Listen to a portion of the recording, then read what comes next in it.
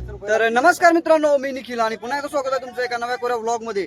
आज आपण एक्सप्लोर करणार आहोत इतिहासातील अनेक नाट्यपूर्व घटनांचा साक्षीदार असलेला तसेच शिवा काशीद यांच्या तेजस्वी बलिदानाची साक्ष देणारा किल्ला म्हणजेच किल्ले पन्हाळगड। आपण आज या पन्हाळगडावरती आलो। याच पन्हाळगडावरती छत्रपती शिवाजी महाराज व त्यांचे पुत्र छत्रपती संभाजी महाराज यांची शेवटची व अखेरची भेट याच किल्ल्यावर झाली। सकाळ मावळ्या 9 वाजता आपण पन्हाळगडावर बाजीप्रभू देशपांडेंच्या पुतळ्याजवळ उभे आहोत। बाजीप्रभू देशपांडे म्हणजे शिवाजी महाराजांच्या सैन्यातील अत्यंत विश्वासू धाडसी आणि शूर असे सैनिक होते। वीर शिवा काशीद यांचे समाधी स्थळ या ठिकाणी भेट देण्याकरता आपण आलेलो आहोत। जन्माला जरी शिवा काशीद म्हणून आलो असलो तरी मरताना छत्रपती शिवाजी महाराज म्हणून मरणार आहोत हे काही भाग्य कमी नाहीये। हे सिद्धी जोहरला ठणकावून सांगणारे वीर शिवा काशीद यांची ही समाधी आणि त्या समाधीला सर्वांनी दर्शन घेऊन आज या ठिकाणी वीर शिवा काशीद यांचे वंशज आपल्याला या ठिकाणी उपलब्ध झालेले आहेत। ते थोडक्यात माहिती सांगतील। स्वराज्याच्या कामामध्ये छत्रपती शिवाजी महाराजांना ज्यांनी सहकार्य केलं आणि स्वतःचा जीव स्वराज्यासाठी अर्पण केला अशी शिवा काशीद यांच्या समाधीस्थळी ही मोहीम आणि आपली हिंदुत्वाची वाटचाल करणारी मंडळी आपल्या इथं भेट देण्यासाठी आल्यामुळं मी त्यांना 1-2 शब्द हे सांगितलेले आहेत की असं आहे आणि मी शिवा काशीद यांचा 13वा वंशज आहे। धन्यवाद। हर हर महादेव। छत्रपती शिवाजी महाराज यांच्यावरचं मरण स्वतःच्या अंगावरती घेणाऱ्या वीर शिवा काशीद यांची ही समाधी। देहाला जरी मरण आलं असलं तरीही त्यांचं नाव आणि बलिदान चंद्र आणि सूर्य असेपर्यंत अमर आहे। पन्हाळा किल्ल्यावरती 2 व्हीलर किंवा 4 व्हीलर या गाडीने आपण गडावरती पोहोचू शकतो आणि त्यानंतर आपण पोहोचतो श्रीनगरची बारव म्हणजेच अंधार बावडी या ठिकाणी। ही पन्हाळा गडावरील सुरक्षित पाण्याची विहीर आहे। गडावरती 70 विहिरी, 2 तलाव, 1 झरा असून या विहिरीचं पाणी सेफ वॉटर म्हणून समजलं जातं। सदरची ही इमारत 3 मजली असून वरच्या मजल्यावरती सैनिकांना राहण्याची सोय, मध्ये चोरवाट आणि बेसला ही सुरक्षित पाण्याची विहीर आहे।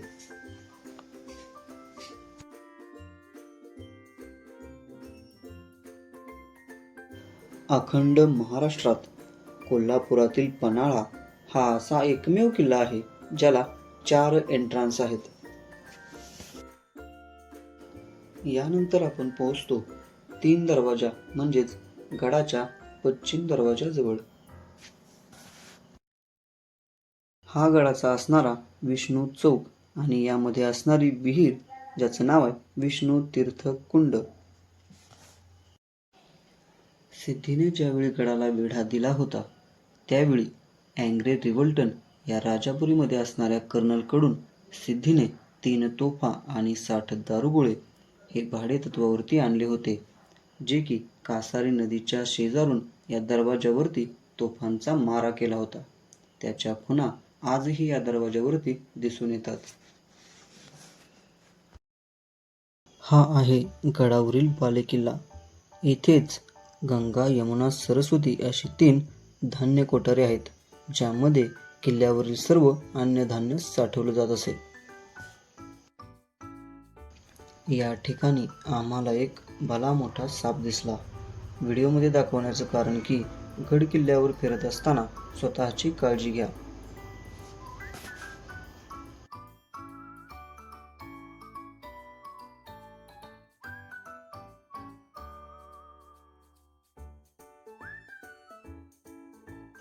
या धान्य कोठारांमध्ये 25,000 खंडी इतकं धान्य साठवून ठेवण्याची क्षमता होती।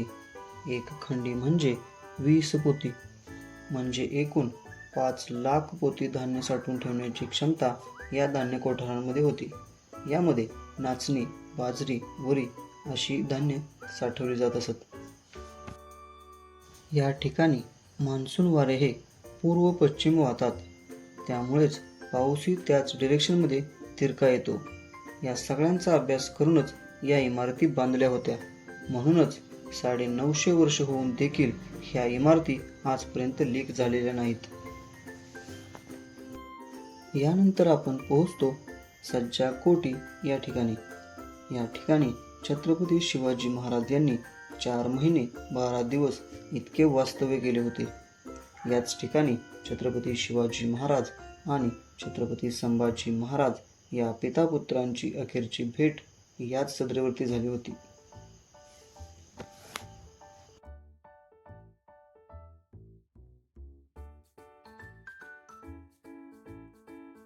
अखंड हिंदुस्थानाचे दैवत छत्रपती शिवाजी महाराज यांचे मंदिर आणि मंदिरासमोरच स्वराज्याची सौदामिनी ताराराणी साहेबांचा राजवाडा आहे. राजदिंडी मार्ग ही तीच वाट ज्या वाटेवरून निघून छत्रपती शिवाजी महाराज सिद्धीच्या वेढ्यातून निसटतात, विशाळगडाकडे जातात. निघताना पालखीमध्ये होते शिवा काशीद आणि महाराज साध्या वेशात होते. शत्रू सैन्याने पकडले ते पालखीतील असणारे राजे. वाट मोकळी झाली आणि छत्रपती शिवाजी महाराज या मार्गाने निष्ठून गेले. याच मार्गाने राजांची दिंडी गेली विशाळगडी, म्हणूनच या मार्गाला राजदिंडी मार्ग असे नाव देण्यात आले आहे. बाजीप्रभूंनी घोडखिंड पावन केली आणि छत्रपती शिवाजी महाराज विशाळगडी सुखरूप पोचले. काही काळ गडावर वास्तव्य करून छत्रपती शिवाजी महाराजांनी 3 महत्त्वाची कामे केली. पहिलं म्हणजे राजापूरची वखारच उद्ध्वस्त केली. दुसरं काम म्हणजे पोटचा लेक ज्या आईने स्वराज्याला बहाल केला त्या शिवा काशीद यांच्या आईंची भेट घेतली. आणि तिसरं म्हणजे जिजाऊ साहेबांची भेट घेतली. या व्लॉगमध्ये तुमची इथेच रजा घेतो. आपण पुन्हा भेटूया स्वराज्यातल्या अशाच एखाद्या अनमोल ठिकाणी.